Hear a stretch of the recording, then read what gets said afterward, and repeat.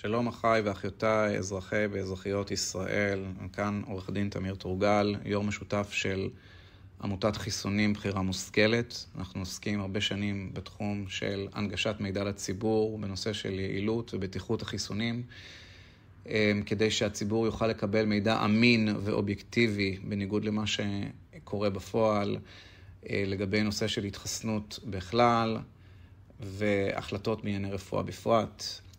ההקלטה הזאת היא בעקבות הדוח שהוציא מבקר המדינה במאי 24, בשבוע שעבר, בעניין ההתחסנות לקורונה בישראל, וההתנהלות של משרד הבריאות באותה תקופה. ובדוח הזה יש כמה נתונים שהם בגדר של, לפי דעתי, היו אמורים להביא לרעידת אדמה בישראל מבחינת הציבור. מאחר וזה לא קורה וזה לא מפתיע, גם לא מפתיע שאומנם זה זכה לאיזשהו הד תקשורתי מסוים, אבל מצומצם ויחסית מהר מאוד ממשיכים הלאה, מכיוון שגופי התקשורת בארץ נגועים עמוק מאוד בניגוד אינטרסים. בכל מקרה, חשוב שהציבור ידע כמה דברים מאוד חשובים.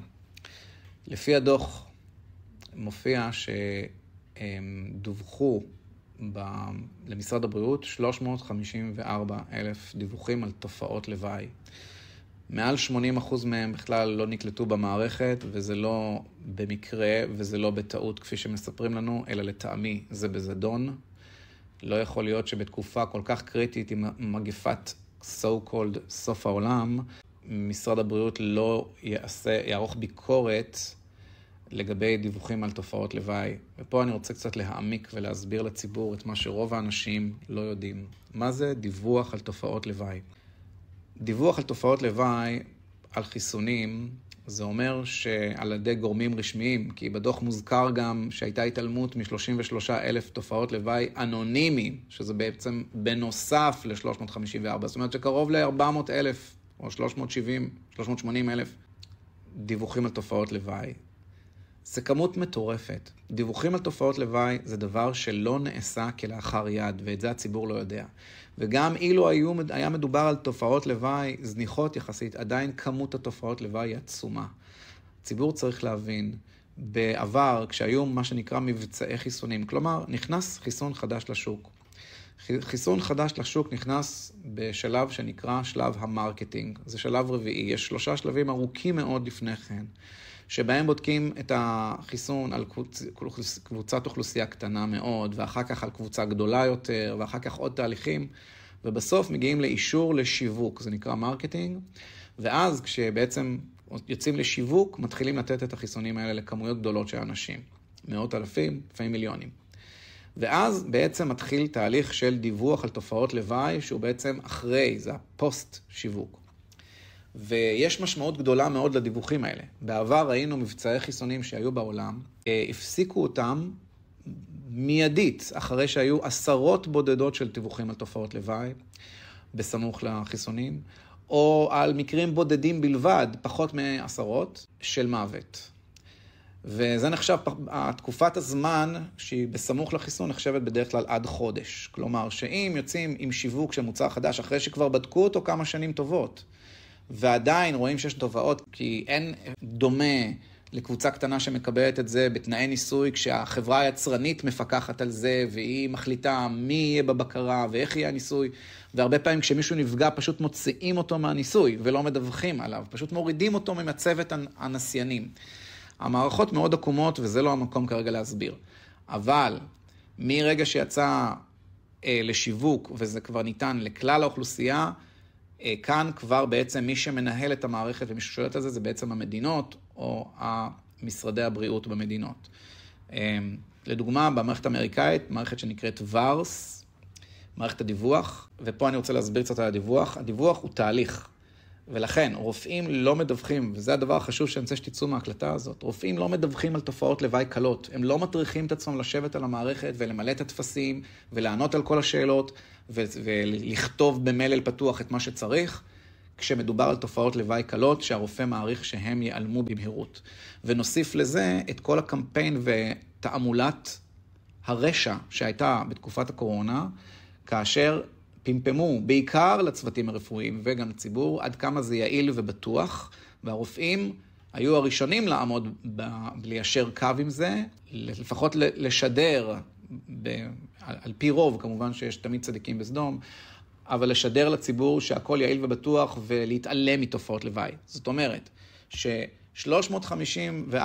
תופעות לוואי שדווחו על ידי המערכת, ועוד 33,000 אנונימיים, לפחות לגבי אלה שדווחו על ידי המערכת, אין ספק שמדובר על תופעות לוואי בין בינוני עד קשה מאוד. והסיבה היא שאנשים, צוותים רפואיים, וסביר להניח שגם הציבור הרחב, לא יטריח את עצמו לדווח על, זה מה שאנחנו יודעים גם מההיסטוריה, לא מטריחים את עצמם לדווח על תופעות לוואי קלות. אנשים מטריחים לדווח כאשר כבר אין אפשרות להתעלם מהדיווח. ולכן מדובר על תופעה ברמה של שואה שקטה. אני חושב שהאנשים שהקשיבו להקלטה הזאת, הרבה אולי לא מכירים אותי ואת הפעילות שלי בשנים האחרונות של הקורונה, כי יש המון אנשים שאנחנו מכנים אותם מתעוררים חדשים, ורובם גם הלכו בתלם והזריקו את זריקות הרעל. אני מניח שלא יהיה קל ולא כל כך נעים גם לשמוע את המידע הזה ולהקל אותו, אבל האמת נשארת אמת בכל מקרה. והציבור צריך להבין, ואת זה אני רוצה שתיקחו מההקלטה הזאת, לא רק שחתמו על הסכם מושחר עם פייזר, ולא רק סגרו את הדיונים ל-30 שנה, ולא רק המערכת צט"ם, צוות טיפול במגפות, היה נגוע שיותר ממחצית ממנו בניגוד אינטרסים, אנשים שעובדים או מקבלים שכר מחברות התרופות. כמות הדיווחים של תופעות לוואי, שמשרד הבריאות התעלם מ-80% מהם בזדון לפי דעתי, היא עצומה, בלתי נתפסת. אני לא חושב שכל החיסונים שניתנו במדינת ישראל מאז יום הקמתה ועד לתקופת הקורונה, הצטברו כל כך הרבה דיווחים, ורק, אפילו אם זה רק דיווחים על בעיות קלות, היה צריך להפסיק את הקמפיין הזה, והתוצאה היא הרסנית. והיום, מי ששומע אותי ואפילו לא מכיר ולא היה ער, מה שאנחנו מכנים מתעוררים חדשים, אין היום מישהו שלא מכיר מישהו שנפגע, בין אם זה קרוב ממשפחה, ובין אם זה מישהו מהסביבה הקרובה, בין אם זה מוות או סרטן טורבו, בין אם זה תופעות פחות חמורות.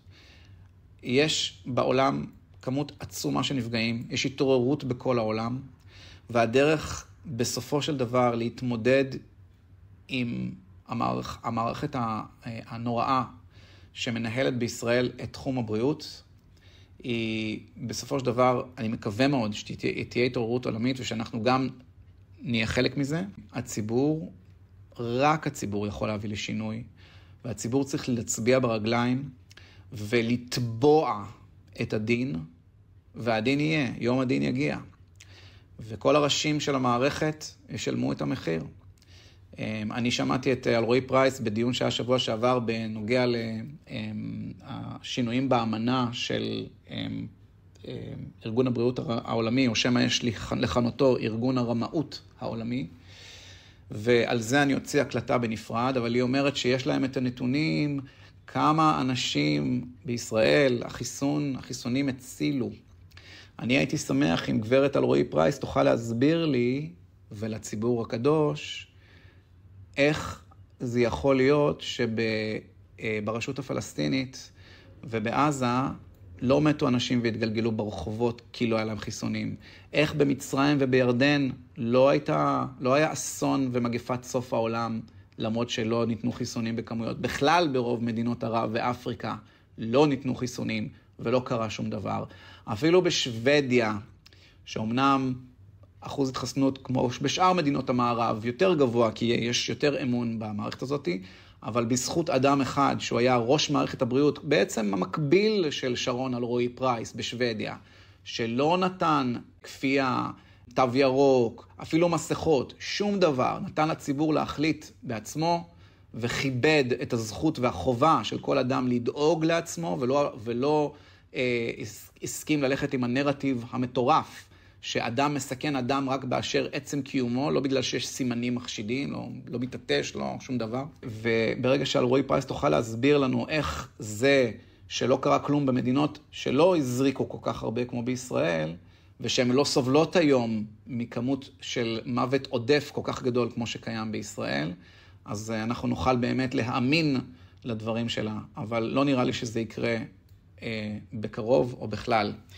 אז ההקלטה הזאת היא בשביל, שוב, אני מדגיש רק לסיום, ש300 או קרוב ל400 אלף דיווחים זה דבר מטורף. ההתעלמות מ-80% ולא ניתחו אותם ולא העבירו את המידע הזה לציבור, זה עוד יותר מטורף. והציבור צריך להבין שהדיווחים האלה הם על פי רוב בין בינוני, בין תופעות של נזק בינוני לנזק גרוע מאוד. שלא יעבדו על הציבור ויספרו לך, וינסו למרוח אותנו שמדובר על תופעות לוואי קלות. מקווה שבהקלטה הזאת תמצאו ערך, ואם כן, אז כדאי שהיא תסתובב כמה שיותר אנשים. ציבור היום מצביע ברגליים, ואנחנו נמשיך בכל הכוח כדי לשנות את המציאות הזאת מהקצה לקצה.